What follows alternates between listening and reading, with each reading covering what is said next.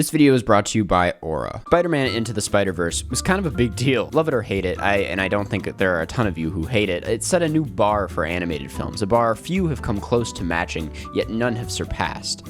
Until now. Across the Spider-Verse is about Miles Morales, aka Spider-Man, and what happens when he ends up in the multiverse, and that's about as much as I can do as far as plot summary goes. You see, here's the thing about this movie. I wasn't that excited about it. Even though I loved the first one, it was one of my favorite movies of that year, I really didn't have the same excitement going into this, mostly because of the whole multiverse thing. With the exception of Everything Everywhere and the first Spider-Verse movie, multiverse-related stories have gotten a little exhausting and kind of feel like a cop-out these days. Rather than them being used to explore the limits of what a story can offer, they feel like they've ignored limits altogether and used them to not kill off characters entirely, to not end stories, but to just give studios an excuse to milk a story as much as humanly possible. But on a more realistic note, they just typically lose me in the plot, not out of confusion, but because of their inherent convolutedness. I end up personally feeling pretty distant from the heart of these stories. In short, just isn't my thing. You know what else isn't my thing? Finding my personal information on the dark web, which is why I want to take a moment to thank this week's sponsor, Aura. Aura can identify data brokers exposing your info and submit opt-out requests on your behalf. Brokers are legally required to remove all your info if you ask them to,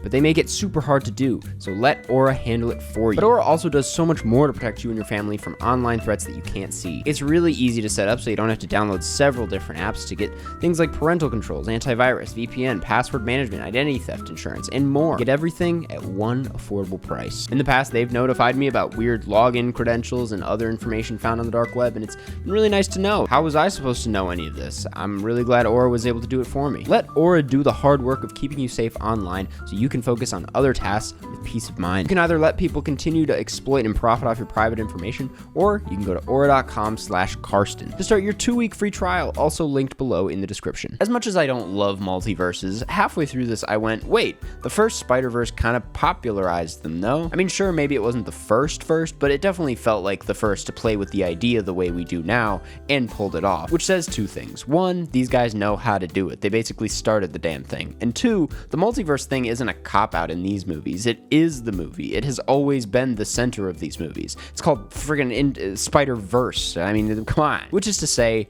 it works. It actually works really well. It's exciting, it matters, it doesn't actually feel that convoluted. I'm not a big fan of cameo, fan service type stuff. There's a little bit of that in this movie, and it's definitely my least favorite part. I can't tell what I dislike more, that stuff or the way audiences react to it in the theater. At my screening, there were like 6 different man-children shouting at the screen like, Venom, bro, it's Venom, that's Venom! As if the movie was asking them to shout out the answer, like, sorry, but shut the fuck up. So it's just annoying, and I get that they're probably just boys, but anyway. That said, the film doesn't rely on these cameos. Firstly, they make a ton of sense, so it isn't like they just throw them in there to get a reaction, although there is a pause for applause gap. The point is, even if I didn't really like these moments, it doesn't really matter because the rest of the movie is frickin' great. Why am I still beating around the bush? Let's talk about the animation. Somehow, none of us thought it was possible, but somehow they topped the original. It's just a fucking feast for the eyes. Just every single frame is gorgeous. It's one thing to switch up art styles scene to scene and make it beautiful, but they're switching up art styles in the middle of conversations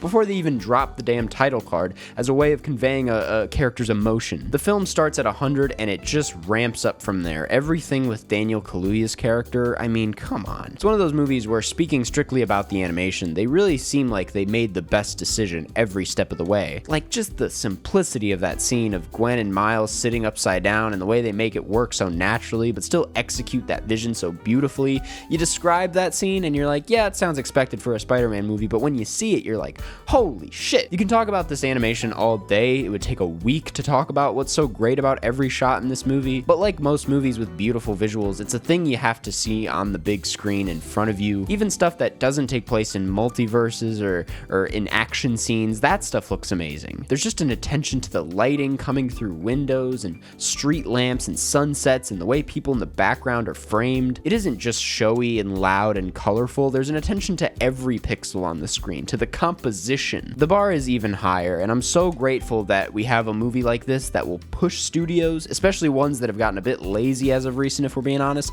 to go further with their animation. How exciting is that? I would be so embarrassed if, theoretically speaking, I put out a movie called Lightyear last year, and then this came out the next year. Now everyone is talking talking about the animation, so I feel like I can leave it there. There isn't a ton else to say. But the thing about this is it isn't like the animation is compensating for a lack of substance, because the rest of it is pretty damn good too. Starting with the voice acting. Good voice acting is a tough thing to pick up on because, like good editing and sound mix, it's good if you don't notice it, and I forgot there were people in the voice acting booth while watching this movie. Shameik Moore and Haley Steinfeld completely lose themselves in these characters. They match the energy of the scenes perfectly and never miss a beat. The same goes for Luna Laura Velez and Brian Tyree Henry, who bring more personality and vulnerability to these characters than 90% of live-action superhero film performances. There's also Jason Schwartzman and, again, Daniel Kaluuya, who give their characters the perfect comedic timing. They're so in sync with the physical comedy of the character in the film. While we're talking about Spot, gotta say, what a phenomenal villain. He is in the movie a proper amount, but I wouldn't be upset if we got just a little bit more of him. His intro scene with the ATM was just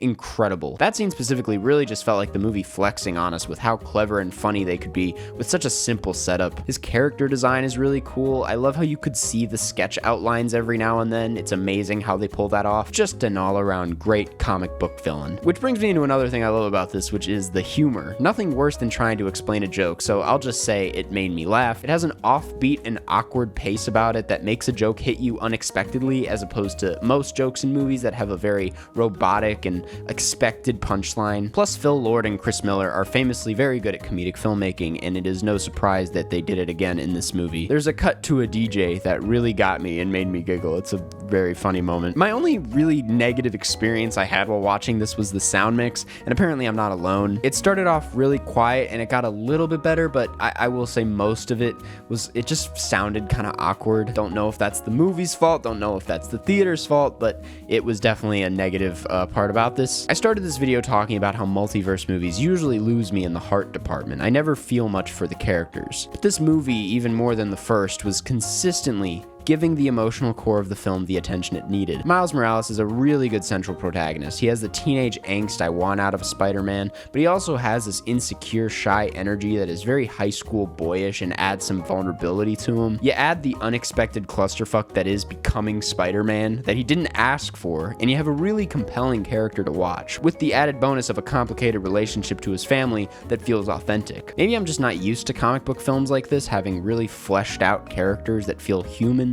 and that also have tons of charm, but Miles is one of my favorite superhero characters ever, and I can't wait to see how they finish his arc. Which, that's the last thing I'll say. The ending. If you haven't seen the movie, just get out of here. I've said everything you need to know. If you have, you'll know that the ending of this film is a bit of a cliffhanger. Some people don't like it. I thought it was a lot of fun, and I don't know, makes you smile. It's a trilogy. It's built with a third and final film in mind. The film feels complete regardless and gave me everything I wanted, so I'm really not upset. It also isn't the first movie to do something like this. There's another Oscar Isaac movie that did the same damn thing and it worked. Feels like such an insignificant thing to talk about in the grand scheme of things, so I'm just gonna leave it there. I'm on the side of enjoying the ending. But that's kind of all I gotta say. I loved this movie, and I do think at the end of the day it's a bit better than the first one. So anyway, thanks for watching. Go watch Spider-Man Across the Spider-Verse and form your own opinion. And as far as ratings go, I'm gonna give this movie